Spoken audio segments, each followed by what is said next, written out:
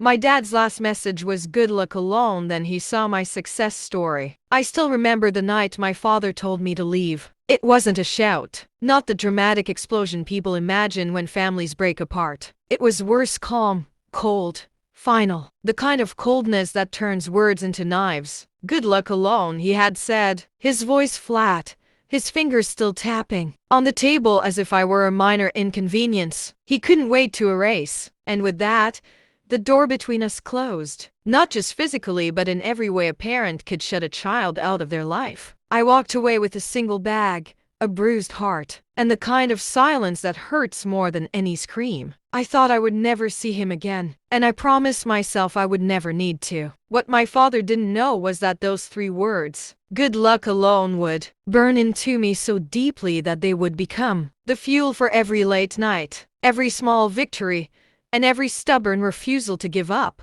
But at that moment, as I walked out into the dark with no plan, no support, and nowhere to call home, those words felt like the end of my life rather than the beginning of a new one. For years, I had begged my father to understand my dreams. I wanted to build something of my own, something meaningful. I wanted to pursue business, start a company, create a life that didn't fit into the traditional path he had set for me. But to him, anything outside his expectations was rebellion. Everything I loved, he dismissed. Everything I tried, he belittled. And everything he wanted, he tried to force on me. The night he told me to leave was the final crack in a relationship already held together by thin threads of obligation. I slept at a friend's place for a week, the couch too small and the nights too long. I cried quietly into my pillow, not because I had been kicked out, not even because I felt abandoned, but because a part of me still loved the man who had pushed me away so easily. But even through the heartbreak, a strange fire lit inside me, anger mixed with determination, hurt mixed with hope. If I was truly alone, then I would prove that I could survive alone, and someday, maybe, he would regret the way he left me standing in the dark. The beginning wasn't beautiful. I worked at a tiny cafe, steaming milk and wiping tables while pretending the customers didn't notice the exhaustion under my eyes. I studied online courses late at night using free Wi-Fi, replaying lectures until the words blurred. My life felt like a series of uphill battles, each one harder than the last. But somewhere between the sleepless nights and the empty bank account, I discovered that survival has a strange way of sharpening a person. Every struggle became a lesson. Every failure carved resilience into me. I started freelancing, hoping to earn anything beyond minimum wage. My first job paid only $5, barely enough for a cup of tea. But I completed it with every bit of precision I had, because I knew it was a step. The clients liked my work. They recommended me to others. Slowly,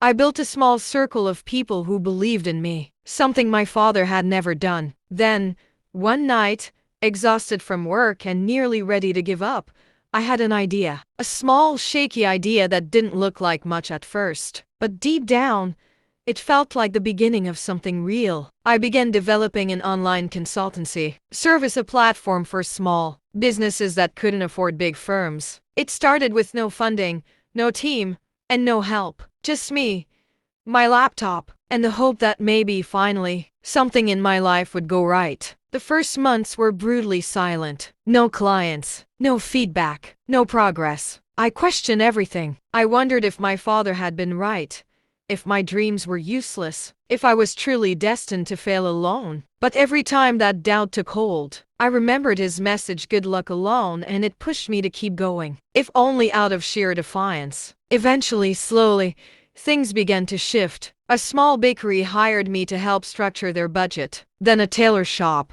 then a local cafe. My advice helped them.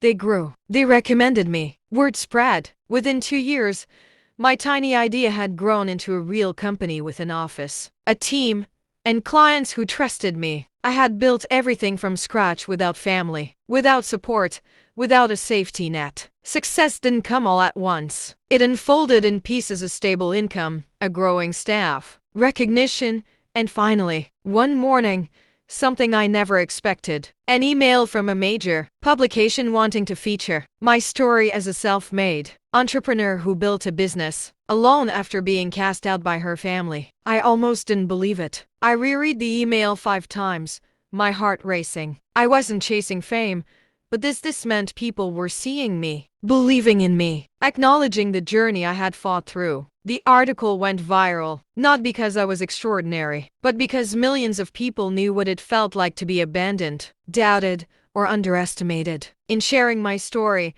I found strength I didn't know I had. And then, 3 days later, something happened that made my heart stop. My father called, not a text, not a voice note, an actual call. The same man who had blocked me everywhere, the same man who hadn't spoken to me in years, the same man who told me I would never succeed alone. My hands trembled so badly, I almost dropped the phone. I let it ring until the last second before answering, because I didn't know if I was ready. I didn't know if I wanted to hear his voice again. When I finally picked up, the silence between us was heavy, loaded with years of pain and words never spoken. I waited.